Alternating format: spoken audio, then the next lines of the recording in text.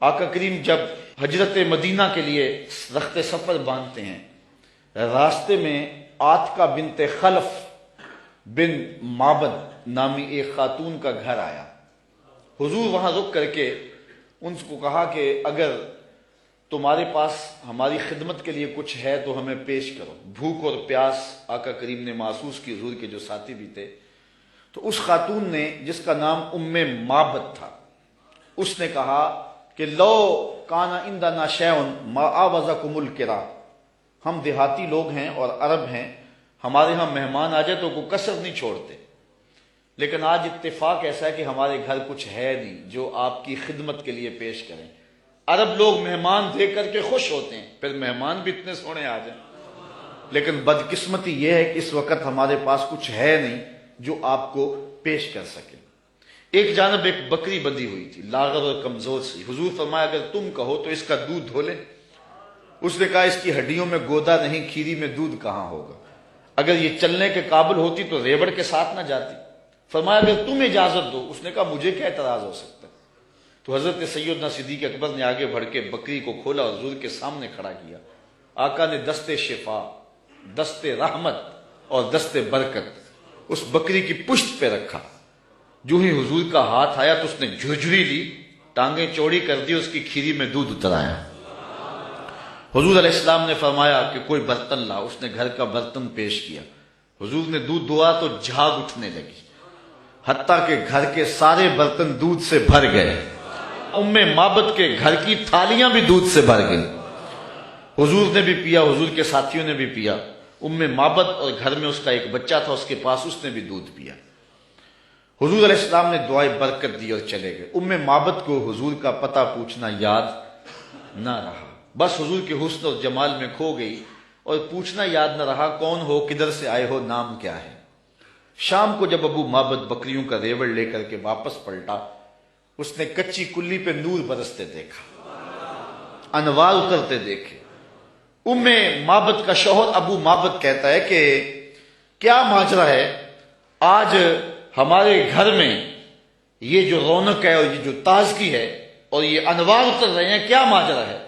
تو معبد کو حضور کا نام تو پوچھنا یاد نہیں رہا، اس نے اپنے طور پہ حضور کا نام رکھ لیا۔ اس نے کہا آج ہمارے گھر میں مبارک آیا تھا، آج ہمارے گھر میں مبارک آیا تھا۔ معبد پوچھتا ہے کہ مبارک کیسا تھا جو سارے گھر کو روشن کر گیا؟ وہ کیسا تھا؟ تو معبد تاصف رسول اللہ صلی اللہ علیہ وسلم، معبد حضور کا حلیہ بیان کرتی، کہتی ہے فقالت رأیت رجلا ظاہر البذات، میں نے ایک ایسا شخص دیکھا ہے کہ جس کا رنگ نکھرا ہوا تھا، جس کا چہرہ چمک رہا تھا۔ اللہ اکبر۔ حدیث بہت طویل ہے۔ کسیم وسیم وفی عینیہ داج وفی اشفارہ وطف وفی صوتہ سہل احول اکحل ازج اکرن وفی عنقہ سطع وفی لحیتہ کساسہ۔ کہا کیا بتاؤں، رنگ سونا تھا، ابرو ملے ہوئے تھے، پلکیں لمبی تھی، آنکھیں سرمگی تھی، گردن سراہی جیسی تھی، ہاتھ خوبصورت تھے، خاموش ہوتے تو پھر بھی وقار ہوتا۔ لیکن میں معبد کا صرف ایک جملہ آپ کی نظر کرنا چاہ رہا ہوں۔ ہزارہا مصنفین، نثر نگار اور شعراء اور ادباء کے سارے ادب پارے اور ساری نثر نگاریاں اور ساری انصاف پردازیاں اس کے ان دو جملوں پہ قربان۔ معبد نے کیا کہا، میرے شوہر میں کیا بتاؤں کہ وہ مبارک کیسا تھا، میں کیا بتاؤں وہ مبارک کیسا تھا، بس اتنی بات سن لو۔ ابہ الناس وَأَجْمَلَهُ مِنْ بَعِيدٍ وَأَحْسَنَهُ مِنْ قَرِيبٍ، وہ اتنا سونا تھا جب کوئی اس کو دور سے دیکھتا تو سونا نظر آتا، قریب آ کے دیکھتا تو اور سونا نظر آتا۔ یہ دو جملے اس کے دیکھیے، دور سے کوئی دیکھے تو پھر بھی سونا، قریب آئے تو پھر بھی۔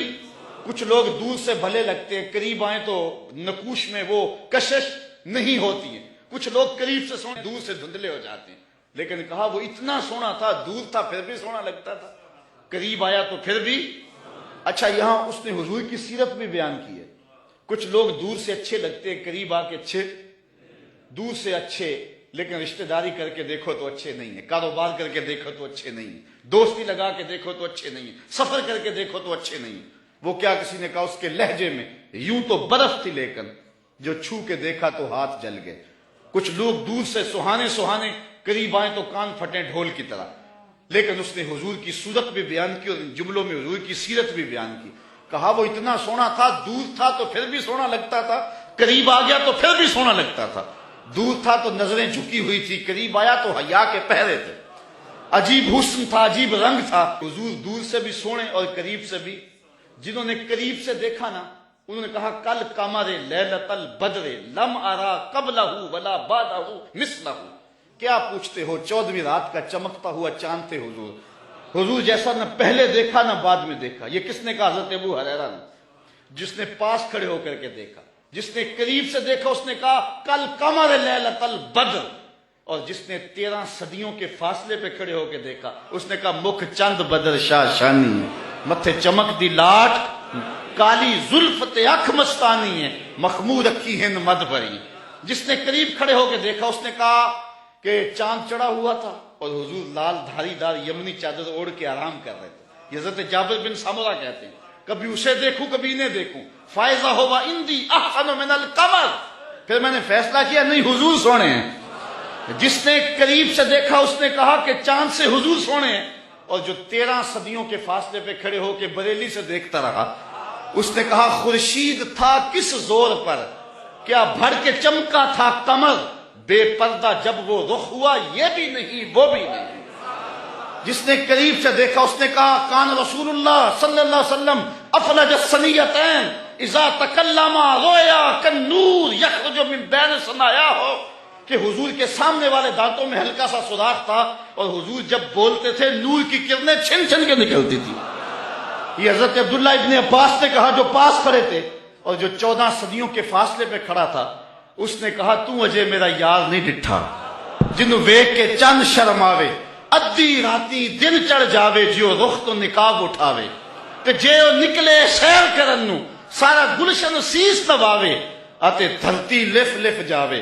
جے ہاتھ پھلاں وچ رکھدا ہاتھ پھلاں تو ود جاوے، نین نشیلے مست رسیلے وچ سونا کجل سہاوے، اکھ اگڑے تے انج پیا جاپے جویں میں خانہ کھل جاوے، تے جے او کھولے پیچ زلف دے اتے راہی راہ پل جاوے، توبہ توبہ حسن سجن دا چال نہ چلی جاوے، بجلی ڈردی لشک نہ مارے متاں بے ادبی ہو جاوے. علم خدا نے اینا دتا عقلاں وچ نہ آوے، عقل خدا نے اینی دتی علماں وچ نہ آئے. کی اعجاز نظر وچ او دی جو آوے وک جاوے، خلق او دے نے مو لئی دنیا کوئی ورلا ہی جان بچاوے. آزم ایڈا سونا ماہی سن کدھرے نظر نہ آوے. جنہوں نے قریب سے دیکھا انہوں نے بھی کہا سونا، اور جنہوں نے دور سے دیکھا انہوں نے بھی کہا سونا. تو کہا کوئی قریب سے دیکھے پھر بھی واری جائے، دور سے دیکھے پھر بھی واری جائے. تو اجے میرا یار نہیں ڈٹھا، جنہوں ویکھ کے چند شرم آوے. کہا کیا بتاؤں کہ وہ قریب سے بھی سونا اور دور سے بھی سونا. اچھا اس نے حضور کا حلیہ بیان کیا. ام معبد میرے بچے تیرے پہ قربان، ام معبد میری نسلیں فدا تیرے ایک ایک جملے پہ. حضور کا حلیہ بیان کیا اور حد کر دی ام معبد نے. دعا کرو اللہ ہمیں حضور کی زیارت نصیب فرمائے. یا اللہ واسطہ ڈالتے ہیں ام معبد کا، ہمیں حضور کی زیارت دے دے. یہ آنکھیں اس قابل تو نہیں ہیں لیکن مالک تو کرم کر، ہم تیرے محبوب کا نام لے رہے ہیں. ام معبد کا صدقہ حضور کی زیارت دے دے. اچھا ام معبد نے حضور کا حلیہ بیان کیا، مبارک کا حلیہ بیان کیا.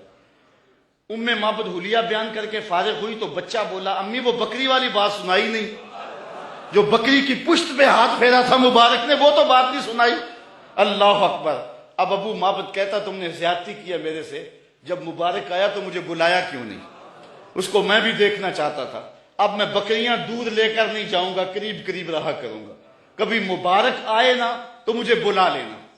اب وہ سارے گھر کے افراد مبارک کا انتظار کر. ابو معبد کے جذبات یہ تھے ایک بار ہی دیکھ لوں، لیکن ام معبد کہتی تھی کاش کے روز بھی گزرے، مبارک کا روزانہ گزر ہو یہاں سے.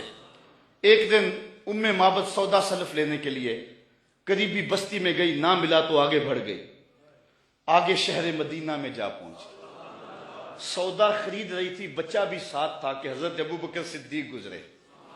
تو بچے نے جب دیکھا نا تو تڑپنے لگا، اور اس کے لفظوں میں وہ بے ساختگی اور اس کی تڑپ ظاہر ہو رہی ہے. اس نے کہا یا امہ ان ھذا الرجل الذی کان مع المبارک. اے امی اس دن جو مبارک کے ساتھ نہیں بندہ تھا یہ جا رہا ہے. سودا چھوڑا حضرت ابوبکر صدیق کے پیچھے اور پوچھتے ہیں مبارک کہاں ہے؟ تم تو مل گئے ہو، مبارک کدھر ہے؟ اب نام تو اپنے طور پہ رکھا ہوا تھا۔ حضرت ابوبکر صدیق فرمایا کس مبارک کو ڈھونڈ رہی ہو؟ کہا وہی جس نے بکری کی پشت پہ ہاتھ پھیرا تھا۔ کہا آؤ تمہیں مبارک کے ڈیرے پہ لے چلو۔ حضور صحن مسجد نبوی میں بیٹھے ہوئے تھے۔ جب بچے نے دیکھا تو پھر چیخا اور کہا امی وہ دیکھو مبارک بیٹھا ہوا۔ یہ حضور کے قدموں میں بیٹھ گئی اور برکت لوٹی۔ حضور نے اسلام دیا، انہوں نے قبول کیا، واپس پلٹے، گھر آئے۔ شام کو ابو معبد کے واپس آنے کا جب وقت ہوا نا تو ماں کہتی تھی بیٹے تو خاموش رہنا، میں بتاؤں گی تمہارے باپ کو۔ بیٹا کہتا نہیں امی، مبارک کے ساتھی کو میں نے دیکھا تھا، اس لیے میں نے بتانا ابو کہ ہم مبارک کو دیکھ آئے ہیں۔ شام کو جب ابو معبد آیا نا، یہ دونوں بتانے لگے، وہ پہلے ہی بول پڑا، کہا گھر پھر چمک رہا ہے، مبارک پھر آیا تھا؟ انہوں نے کہا مبارک تو نہیں آیا، ہم اس کا ڈیرا دیکھ آئے ہیں۔ کہا کدھر رہتا ہے؟ کہا جسے دنیا محمد کہتی ہے وہی تو مبارک ہے۔ پھر اگلے دن ابو معبد بھی حضور کے قدموں میں بیٹھا ہوا تھا۔ وہ بکری ام معبد کے پاس عام و رمادہ تک زندہ رہی۔ اہل سیر لکھتے ہیں کہ حضرت عمر کے دور میں ایک سال آیا تھا جب قحط پڑا تھا اور درخت بھی سوکھ گئے تھے، جانوروں کی چھاتیاں بھی خشک ہو گئی تھی، کنووں کے پانی بھی نیچے چلے گئے تھے، حوض بھی خشک ہو گئے تھے، کہیں سے پانی کا کوئی قطرہ نہیں ملتا تھا، لیکن ام معبد کے ڈیرے سے بکری کا دودھ مل جاتا تھا، کیونکہ حضور علیہ السلام نے اس بکری پر اپنا دست شفا پھیرا تھا، اپنا دست برکت پھیرا تھا۔ یہ حضور علیہ السلام کے ہاتھ کی اور حضور علیہ السلام کے دست نور کی برکت ہے۔ یہ ہاتھ تو اٹھ جائے تو چاند کے ٹکڑے ہوتے ہیں، یہ ہاتھ اٹھ جائے تو سورج پلٹ کے سر کے وقت پہ آتا ہے۔ اللہ اکبر، یہ جدھر ہاتھ ہو جاتے ہیں ادھر ہی کائنات کا نظام ہوتا ہے۔ اللہ تعالی ہمیں حضور کی محبت نصیب فرمائے۔